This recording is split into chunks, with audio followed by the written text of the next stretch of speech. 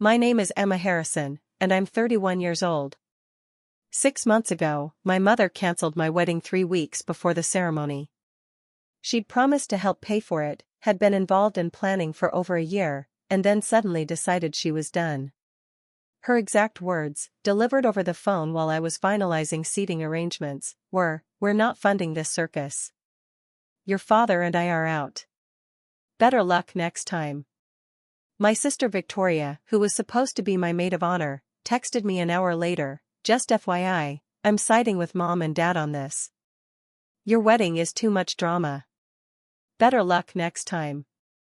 Better luck next time." Like I was planning to get divorced and try again.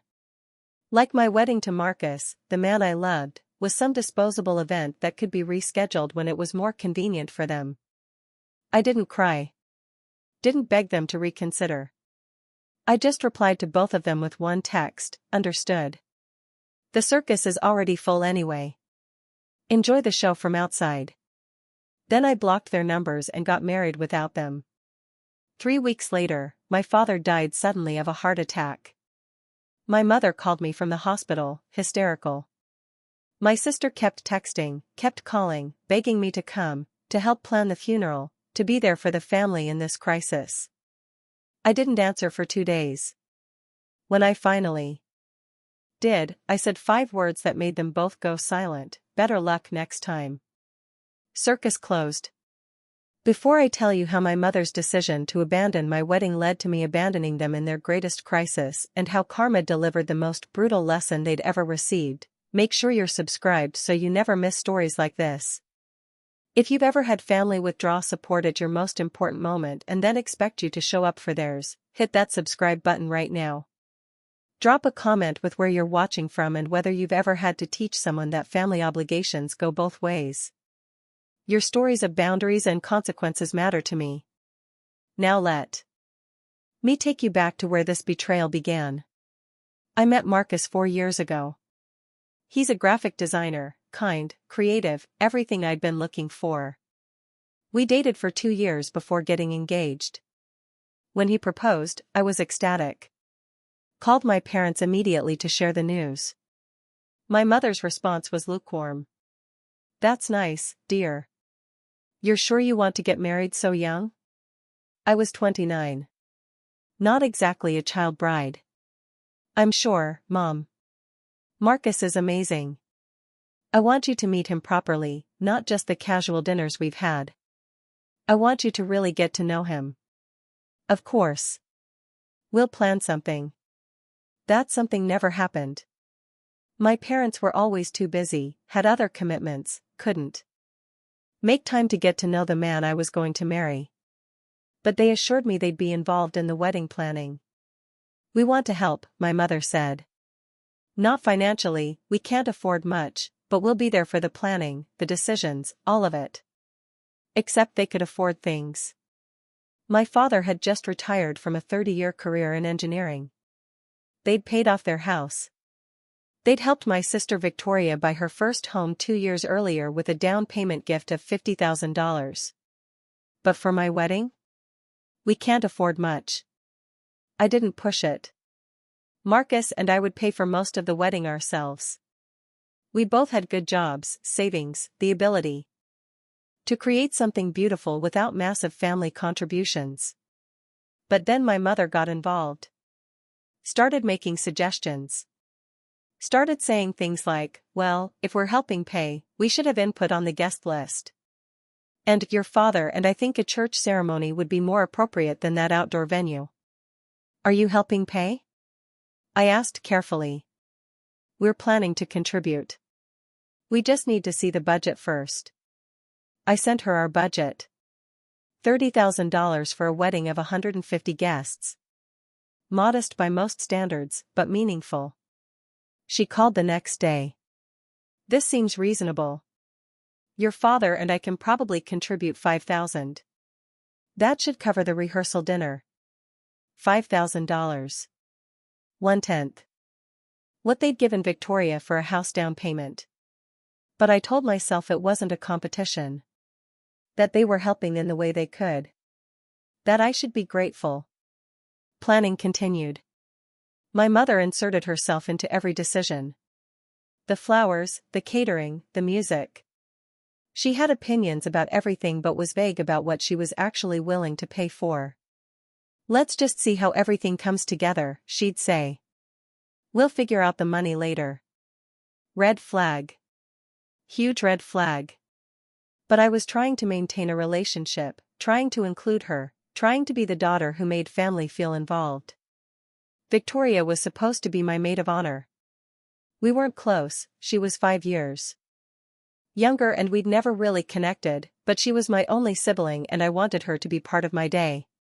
She agreed. Then immediately started complaining. Do I have to wear that color? It washes me out. The bachelorette party you're planning sounds boring. Can't we do something more fun? Why is your wedding on a Saturday in June? That's when I wanted to take my vacation. Every conversation was a negotiation. Every detail was a complaint. But I told myself this was normal sister stuff, that she'd come around, that she'd be supportive when it mattered. 3 weeks before the wedding, I was finalizing seating charts when my mother called. Emma, we need to talk. Okay, what's up? Your father and I have been discussing the wedding. We're not comfortable with how things have progressed. My stomach dropped. What do you mean? The whole event has become too extravagant. Too much focus on appearances and not enough on what marriage actually means. We're not going to fund this circus. Circus? Mom, we're having a modest wedding. You've been involved in every decision, and every decision has been about impressing people. About throwing a party instead of making a commitment. Your father and I don't want to be part of this. Part of what? My wedding? We're withdrawing our financial support. And honestly, we're reconsidering attending at all. I couldn't breathe. You're canceling 3 weeks before my wedding? We're not canceling. You can still get married. We're just not funding it or necessarily attending. You and Marcus can have whatever wedding you want. But don't expect us to subsidize a circus. Better luck next time. Better luck next time. Like my marriage was destined to fail. Like she was already planning for my divorce. I don't understand. What changed? Nothing changed. We've felt this way for months. We just didn't want to say anything and cause problems. So instead you waited until 3 weeks before the wedding to cause maximum problems? Don't be dramatic, Emma. You'll be fine. You and Marcus make good money. You don't need our help. This isn't about money. This is about you abandoning me. We're not abandoning you. We're making a choice about what we're willing to support. And this wedding doesn't feel right to us. She hung up. If you're already furious on Emma's behalf and want to know how she responded to this ultimate betrayal, smash that like button right now. Because what happened next wasn't just about a wedding, it was about teaching her family that consequences are real and abandonment works both ways. Drop a comment telling me, would you have still invited them to the wedding? Or would you have done exactly what Emma did? I sat in my apartment, staring at my phone, processing what had just happened. My mother had withdrawn financial support and attendance at my wedding 3 weeks before the ceremony. After a year of planning. After being involved in every decision. After promising to help. Marcus came home from work to find me sitting in the dark. Emma? What's wrong? I told him everything. He was furious. She can't do this. This is emotional manipulation. She can do it. She just did. Then we uninvite them. We have the wedding without them. We don't need people who don't support us. They're my parents. They're people who just abandoned you 3 weeks before your wedding. That's what they are right now. He was right. But it still hurt. An hour later, Victoria texted, just FYI, I'm siding with Mom and Dad on this. Your wedding has been too much drama from the start. I'm withdrawing as maid of honor. Better luck next time. My sister. My only sibling. Withdrawing 3 weeks before my wedding with the same dismissive phrase my mother had used. I stared at that text for a long time. Then I replied to both of them, my mother and Victoria, with one message: understood. The circus is already full anyway. Enjoy the show from outside. Then I blocked both their numbers. Marcus looked at me. You're sure? I'm sure. If they don't want to be part of this, they won't be. We'll get married without them. What about your dad? My father hadn't called. Hadn't texted. Had apparently gone along with whatever my mother decided without fighting for me or reaching out to explain. If Dad wants to be there, he knows how to contact me. If he doesn't reach out, then he's made his choice too. He never reached out. The next 3 weeks were chaos. I had to find a new maid of honor. My best friend Sarah stepped in immediately. I had to redesign seating charts without my family. I had to explain to confused relatives why my parents and sister wouldn't be attending. There was a disagreement about the wedding, I'd say vaguely. They decided not to come. Most relatives were shocked. Some took my parents' side, suggesting I must have done something to cause this. Others were supportive, horrified that my family would abandon me 3 weeks before my wedding. My mother tried to call twice from different numbers. I didn't answer. Victoria sent messages through mutual friends. I ignored them. Don't you want to work this out? One aunt asked. They're your family. Family shows up.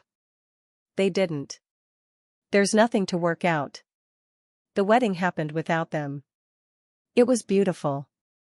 Smaller than planned, about 30 people who'd chosen to side with me instead of my parents, plus Marcus's family who were wonderful and supportive.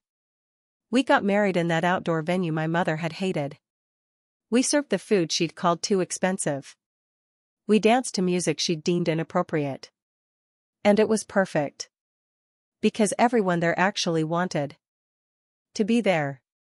My mother sent a card the week after the wedding. No apology. Just, congratulations on your marriage. We hope you'll reconsider your anger and reach out when you're ready to be a family again. I threw it away. 3 weeks after my wedding, 6 weeks after my mother had cancelled on me, my father died of a massive heart attack. He'd been having chest pains for days but hadn't gone to the doctor. By the time my mother called an ambulance, it was too late. My phone started ringing. Different numbers. Relatives. Friends. Finally my mother's voice on voicemail, hysterical, barely coherent. Emma, it's your father. He's gone. Heart attack. Please call me back. Please. I need you. Then. Victoria, texting from a new number, Dad died. Mom is falling apart. Please come home. We need you. Family emergency. Family emergency. After they'd declared my wedding a circus not worth attending. I didn't respond for 2 days. Marcus asked gently, "Are you going to the funeral?" I don't know. He was your father. He was. And he chose not to come to my wedding. Chose to let Mom speak for him. Chose not to fight for me. So you're going to skip his funeral? I'm deciding whether the people who abandoned me in my moment of joy deserve my presence in their moment of grief. That's harsh. So was better luck next time. 3 weeks before my wedding. I sat with it for 2 days. Let my mother's calls go to voicemail. Let Victoria's texts pile up unanswered. Let relatives reach out with increasing urgency about how I needed to be there for my family. On day 3, I called my mother back. She answered immediately. Emma, oh my God, where have you been? Did you get my messages? Your father, I got your messages. Then why didn't you call back? I've been trying to reach you for days. I'm planning the funeral and I need your help. I need you here. Do you? Silence. Then, of course I do. You're my daughter. This is a family crisis. Interesting. Because 6 weeks ago, I was having a family crisis. My mother cancelled on my wedding 3 weeks before the ceremony. Called it a circus. Told me better luck next time. Do you remember that? Emma, this is different, is it? You needed me to understand that you had boundaries. That you wouldn't support something you didn't believe in. I'm just extending the same courtesy. Your father died. And I got married. Both major life events. You chose not to show up for mine. I'm choosing not to show up for yours. That's cruel. That's consistent. You taught me that family obligations are optional when you're uncomfortable. I learned the lesson. Emma, please. I know I made mistakes with your wedding. But this is different. I need you. You needed me to have a mother at my wedding. I needed you to be there. You chose not to be. Now you're asking me to be there for you? Based on what exactly? Based on the fact that I'm your mother and I'm grieving and I need my daughter. You're the woman who abandoned her daughter 3 weeks before her wedding.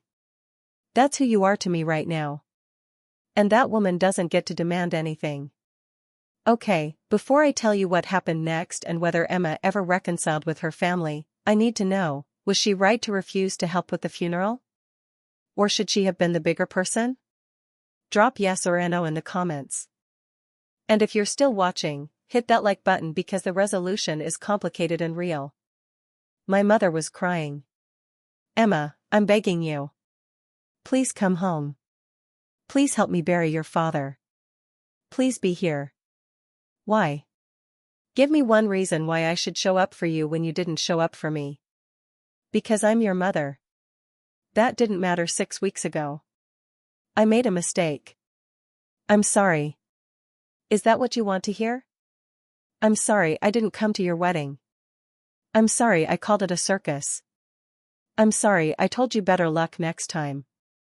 I was wrong. Please forgive me. It was the first time she'd actually apologized. But it rang hollow. She wasn't sorry she'd hurt me.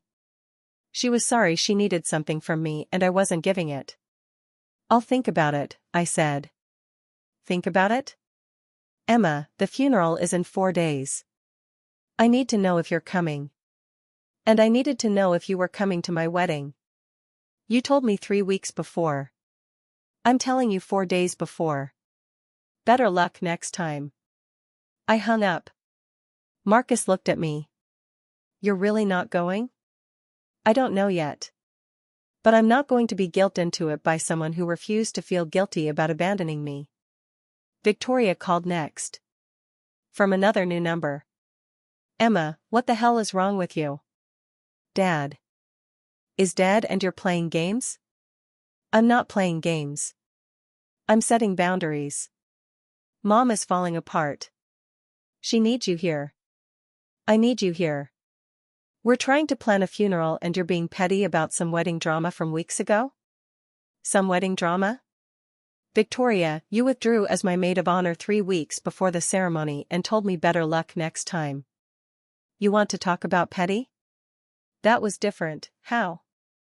How was that different? You were being impossible about the wedding. Everything had to be perfect. Everything had to be your way. I was planning my wedding. Of course it had to be my way. It was my wedding. And you excluded everyone who disagreed. With you. I didn't exclude anyone. You and Mom excluded yourselves. You chose not to be there. Because you made it impossible. I made it exactly what Marcus and I wanted. If that was impossible for you to support, that says more about you than about me. Victoria was crying now. Fine. You're right. We were terrible. Are you happy? Now will you please come to Dad's funeral and help us get through this? Why should I? Because he was your father. He was. And he chose not to come to my wedding. Chose not to reach out afterward. Chose to let Mom's decision stand without fighting for me. So tell me, Victoria, why I should fight for him now? Because that's what families do. They show up for each other even when things are hard. Exactly. That's what families do. Which is why I expected you at my wedding. But you taught me that showing up is optional. So I'm making it optional now. You're unbelievable. I'm consistent. There's a difference. She hung up. Over the next 2 days, I received calls and messages from dozens of relatives. All with the same theme: I needed to be the bigger person. I needed to forgive. I needed to show up for my family in their time of need. Not one person mentioned that my family hadn't shown up for me. Not one person acknowledged that I'd been abandoned at my wedding by the people now demanding I comfort them at a funeral. I made a decision. I would attend the funeral. Not for my mother or Victoria. Not even really for my father. But for myself. Because I wanted to say goodbye on my terms. Because I wanted closure with the man who'd raised me, even if he'd disappointed me at the end. But I wouldn't help plan. Wouldn't comfort my mother. Wouldn't pretend everything was fine. I would show up, pay my respects, and leave. The funeral was on a Wednesday. I drove to my hometown alone. Marcus offered to come, but I needed to do this by myself. Arrived at the church where the service was being held. My mother saw me immediately. Rushed over, looking haggard and desperate. "Emma, you came. Thank God. I wasn't sure. I'm here for Dad. Not for you." Her face crumpled. "Please don't be like this. Not today. I'm not being anyway. I'm here. I'm present. That's more than you did for me." I said I was sorry. "You said you were sorry because you needed something from me. Not because you genuinely regretted hurting me. There's a difference." Victoria appeared. "Emma. You actually came." "I did. Thank you." "Mom's been. I'm not here to comfort Mom. I'm here to say goodbye to Dad. That's it. Can't you just what? Pretend everything's fine? Pretend you and Mom didn't abandon me 6 weeks ago? Pretend I'm supposed to forget that because Dad died? This isn't the time. There's never a good time for accountability, is there? But here's what I'm willing to do. I'll attend the service. I'll be respectful. I'll say goodbye to Dad. But I'm not planning anything. I'm not helping with anything. I'm not comforting anyone. You made it clear 6 weeks ago that I'm not part of this family when it's inconvenient for you. So I'm extending the same boundaries." The service was painful. Watching my father's casket. Listening to people eulogize him. Remembering the man who'd taught me to ride a bike, who'd been at my college graduation, who'd been proud of me for most of my life, until he wasn't. When it was time for family to speak, my mother looked at me expectantly. I shook my head. I had nothing to say that wouldn't be honest in ways this audience didn't want to hear. Victoria spoke instead. Talked about what a wonderful father he'd been. How much he'd loved his family. How he'd always put family first. I almost laughed at that last part. He'd put family first except when it came to supporting his daughter's wedding. But I stayed silent. At the reception afterward, relatives approached me. "Your mother needs you right now. She needed me 6 weeks ago too. This is different. Her husband died. And I got married. Both are major life events. She chose not to be present for mine. I'm choosing limited presence for hers. That's not the same thing. Isn't it?" Most relatives looked uncomfortable. Some were clearly angry with me. A few, a very few, nodded with understanding. My mother's sister, Aunt Carol, pulled me aside. "I heard what happened with your wedding." "Did you?" "Your mother told me she had concerns about the expense and the focus on appearances. My mother called my wedding a circus and told me better luck next time 3 weeks before the ceremony. Those were her concerns." Carol looked uncomfortable. "She's grieving. She's not herself. She wasn't herself 6 weeks ago either. But somehow I was expected to handle her cruelty then. Why am I not allowed to set boundaries now? Because she's your mother and she's hurting. And I'm her daughter and I was hurting. Grief doesn't erase what she did. It just means she's experiencing consequences at an inconvenient time. I left the reception early. Drove home. Called Marcus. How was it? Exactly as painful as expected. But I said goodbye to Dad. That's what mattered. Are you okay? I will be. Eventually. A week after the funeral, my mother sent a long email. It started with condolences for the loss of my father, then pivoted to her own grief, then finally arrived at what she actually wanted to say. Emma, I know you're angry with me about the wedding. I know I hurt you. But I was trying to protect you from making a mistake. Your relationship with Marcus moved so fast. You were so young. I was worried you were rushing into something you'd regret. I thought if I withdrew support, you might reconsider. I thought I was helping.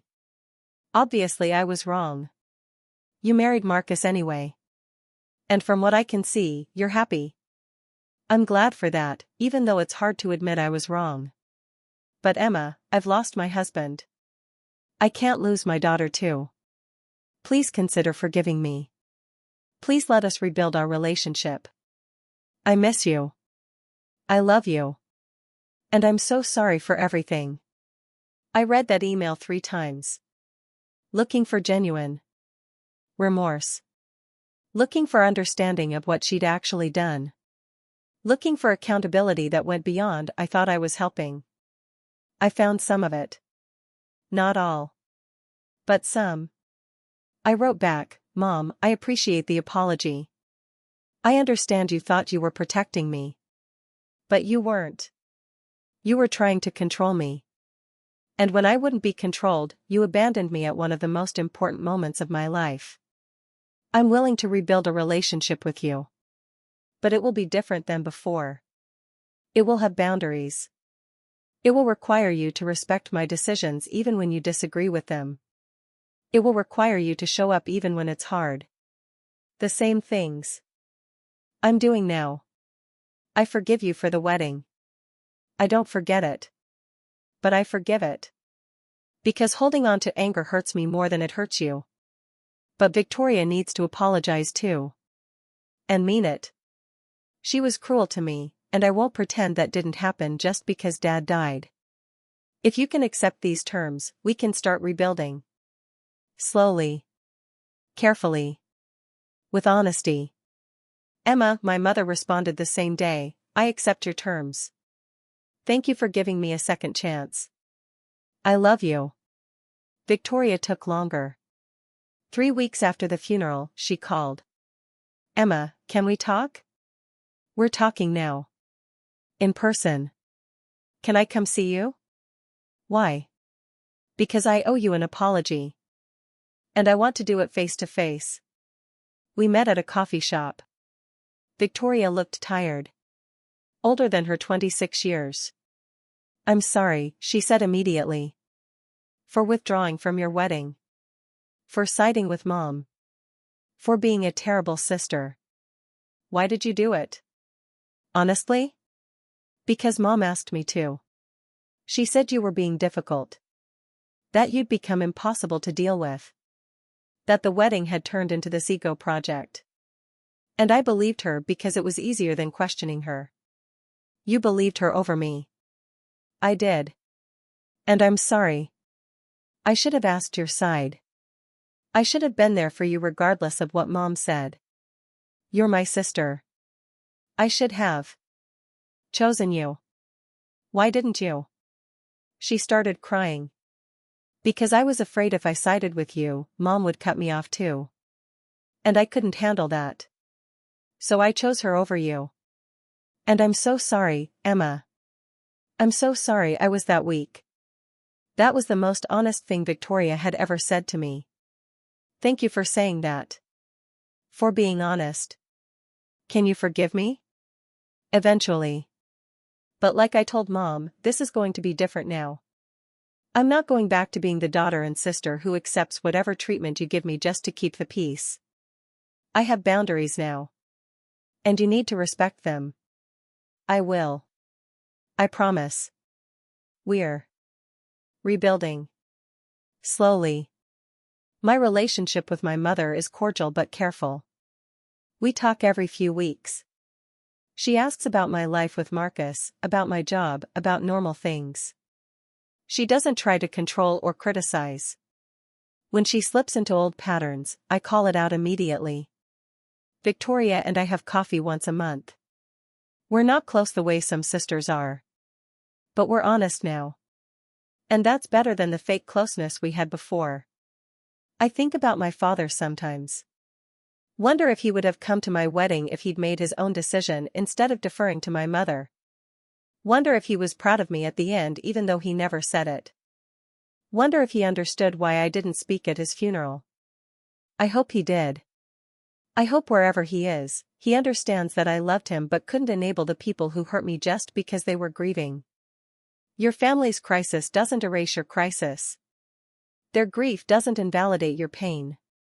And when people abandon you in your moment of joy, you're allowed to set boundaries in their moment of sorrow. That's not cruelty. That's consistency. If you made it this far, you understand what it's like to be expected to show up for people who didn't show up for you. Hit that subscribe button for more stories about boundaries, consequences, and teaching family that respect goes both ways. Drop a comment about whether Emma should have helped with the funeral planning or if her boundaries were appropriate. Your perspective matters. Hit like if you believe forgiveness doesn't mean forgetting and that rebuilding trust takes time. And share this with someone who needs to hear that you're allowed to protect yourself even when family is grieving. Remember, the people who tell you to be the bigger person are usually the ones who weren't there when you needed them. And being the bigger person doesn't mean accepting mistreatment. It means setting boundaries that protect your peace while leaving room for growth. Until next time, this is Emma, reminding you that my mother canceled my wedding and called it a circus. My sister withdrew as maid of honor and told me better luck next time. 3 weeks later, my father died and they expected me to drop everything and help. I showed up for the funeral. But I didn't help plan. I didn't comfort them. I set boundaries they didn't like. And while we're slowly rebuilding, they learned that abandonment has consequences. And sometimes the best way to teach that lesson is to let people experience what they did to you. I chose boundaries over bitterness. And I'd do it again.